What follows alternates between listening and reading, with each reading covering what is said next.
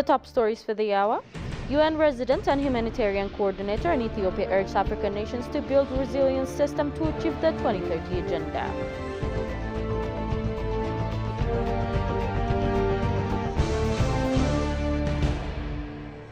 And EU ambassador says future bodes well for EU-Ethiopia to further boost cooperation.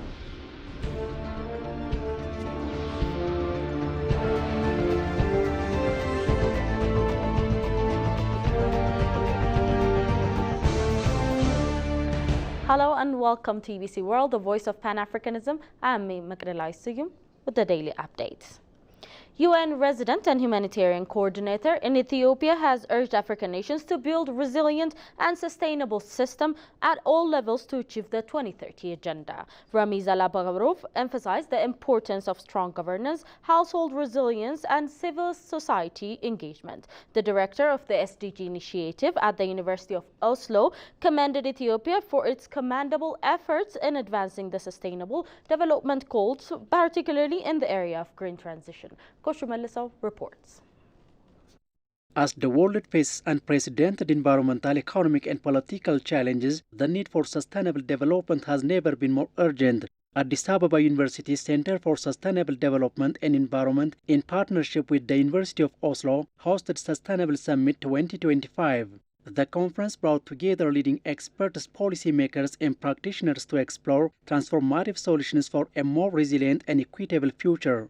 UN Resident and Humanitarian Coordinator in Ethiopia, Ramiz Alabagarov emphasized that as the world undergoes geopolitical shifts, African nations must build resilient and sustainable systems at all levels to achieve the UN Sustainable Development Goals. Sustainable and resilient systems, which first and foremost includes the government systems and the governance systems existing at levels of villages, kebeles, Voredas, and going all the way into the townships and at the regional level. So sustainable systems. Sustainable systems and resilient systems also means resilient household. I talk about that. So the households have to be resilient. It also means civil society. You have a very vibrant civil society. It also needs to be kept strong and vibrant to make sure that we are reaching our goals.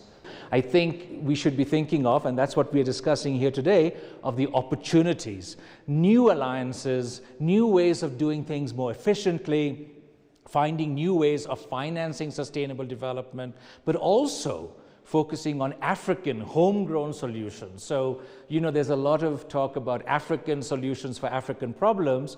Maybe this is the time to talk about this as an opportune moment to find new ways of promoting sustainable development. We only have 5 years left until 2030, but we should be thinking long term. We should be thinking 2063, the African Union agenda.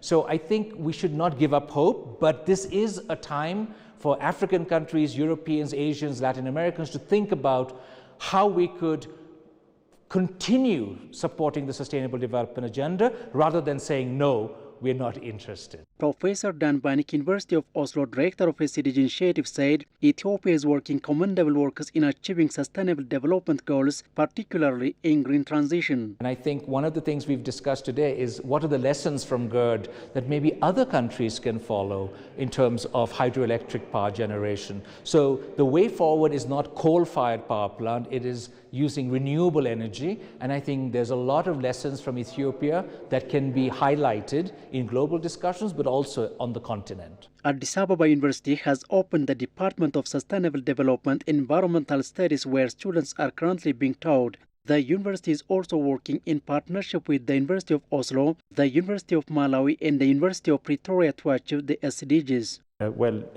Now I think sustainable development is one of the priority areas of research and education at Addis Ababa University. So we have now established a center which is dedicated to teaching at a higher level, at a PhD level, to produce the next generation of researchers, next generation of leaders on sustainable development. So in terms of capacity development, as well as in terms of generating evidences that could inform policy and practice, I think Addis Ababa University is now working quite a lot on that. Scholars from various universities held panel discussions on geopolitical shifts and innovative financing for sustainable development, strengthening energy security on the African continent, and promising practices and lessons on green transition in Ethiopia. Ethiopian State Minister for Finance, Samarta Sawaso, underscored that the African Continental Free Trade Area, AfCFTA, is not just legal agreement, but also a blueprint for socio-economic development of the continent. Sawaso was addressing participants of the 57th session of the Conference of African Ministers for Finance, Planning and Economic Development, COM 2025, which kicked off here in Addis Ababa. During the first day of the 43rd meeting of the Committee of Experts, stakes deliberated on the session team, reviewed Africa's economic and social development status, and assessed progress towards regional integration. Our staff reporter Shagayi Mato has attended the meeting and compiled the following report. Take a look.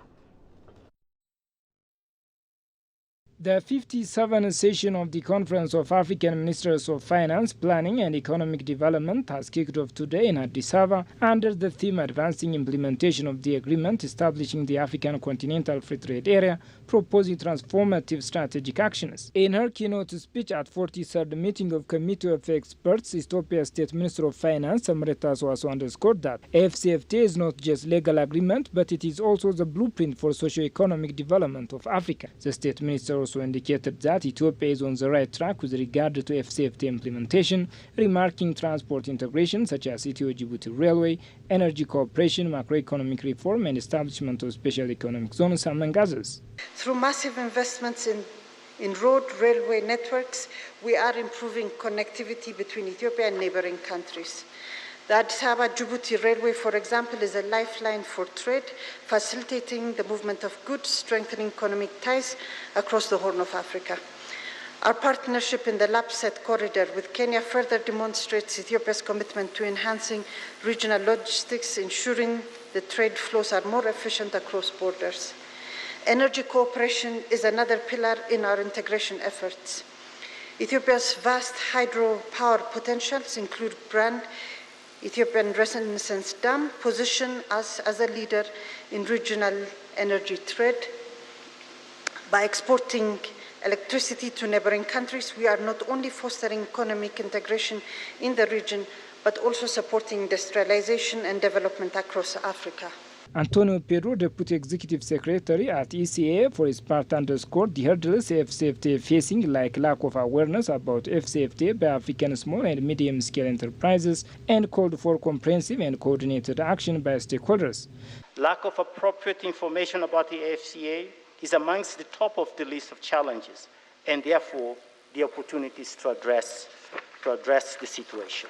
For example, the African private sector, especially small and medium-scale enterprises, remains largely unaware of the AfCFTA. We must not expect intra-African trade to change without the African private sector knowing about it, embracing it, and playing a key role in supporting its operationalization. In other words, the transformation power of the AfCFTA can only be unleashed through a comprehensive, coordinated, inclusive, and intentional action by all at all levels. Minister of Finance, Development and Investment Promotion of Zimbabwe and outgoing chair of the Bureau for his part stressed that while AfCFTA implementation with regard to leveraging technologies and extracting and processing of natural resources are still challenges, advancements in agro-processing and manufacturing, among others, are promising. We are advancing the Africa Continental Free Trade Area and the critical issues of industrialization. I think concrete steps have been taken to advance engagement on developing regional value chains, particularly in agro-processing and manufacturing, enabling African industries to climb the value chain ladder, and supporting some member states to add green supplements to their national Africa Continental Free Trade Area strategies.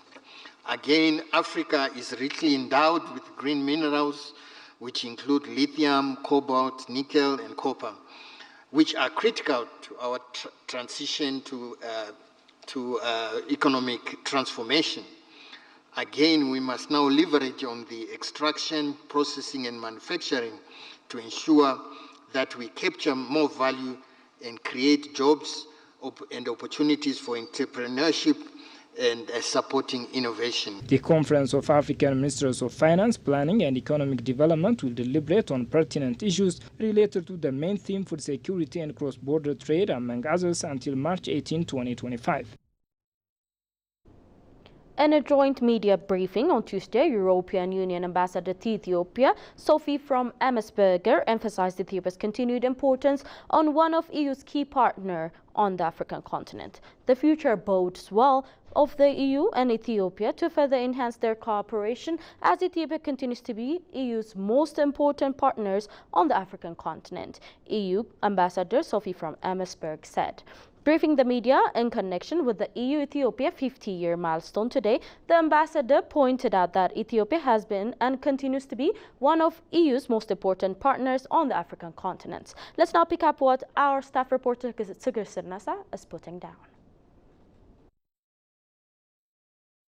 February 28, 1975 marked a significant day in Ethiopia-European Economic Community EEC relations. On this day, they co-signed the landmark Lome Convention, establishing the foundation of a vibrant and enduring partnership. The presence of 21 EU member states in Addis Ababa has underscored that historical ties stretched back considerably further. In a joint media briefing on Tuesday, European Union Ambassador to Ethiopia, Sophie from Emmersberger, emphasized Ethiopia's continued importance as one of the EU key partners on the African continent. The ambassador further outlined key areas of EU engagements, which she emphasized that these collaborations are designed to bolster the Ethiopian government's ambitious reform agenda, for which the EU expresses strong support for its success.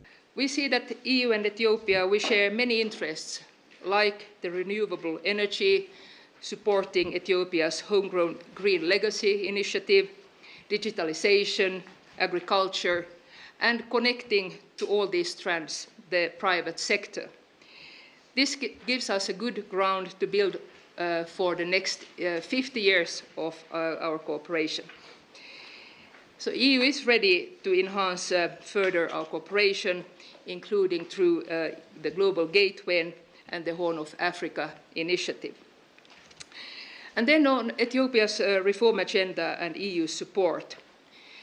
Trade and private sector relations constitute indeed a major and key component of our partnership.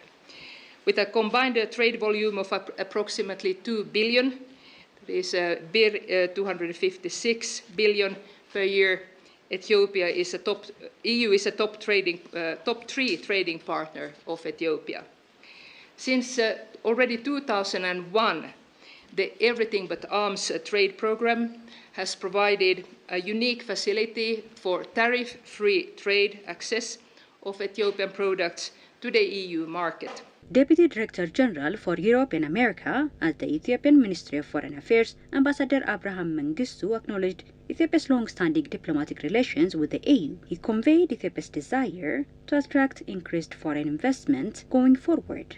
Ethiopia is always very grateful for the generous support and the fruitful cooperation that we had with the European Union and its member states over the years. And going forward, we wish to see more investment and trade.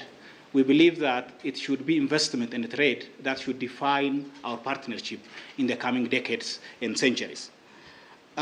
In the areas of peace and stability, of course, Ethiopia's commitment to the maintenance of peace and stability in the Horn of Africa is indisputable. Our joint effort in combating terrorism, violent extremism, piracy, drug and human trafficking need to be strengthened.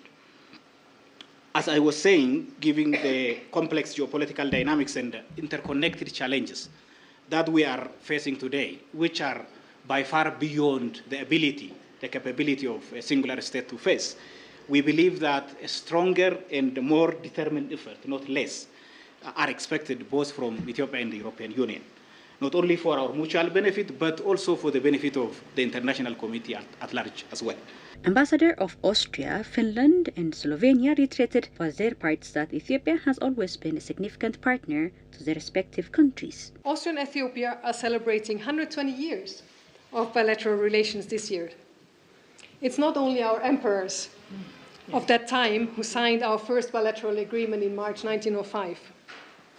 People-to-people relations have grown over the decades in various sectors. Finland and Ethiopia have long-term cooperation, mainly in development areas, in education, water supply, and agriculture, land management.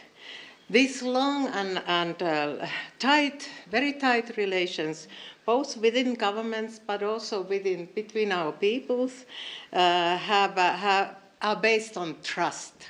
Since Slovenia gained independence in 1991, we have continued to follow Ethiopia with great interest.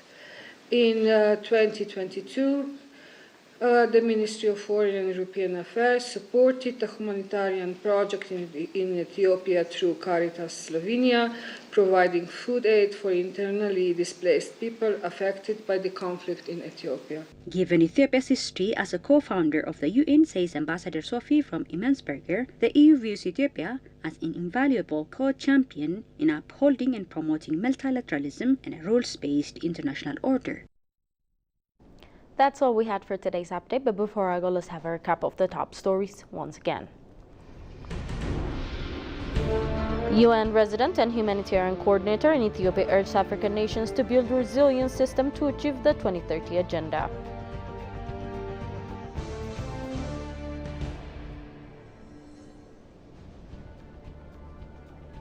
And EU ambassador says future bodes well for EU-Ethiopia to further boost cooperation. Thank you for tuning in to EBC World, the voice of Pan-Africanism. It was me, Makedalai, seeing you with the daily updates. Goodbye.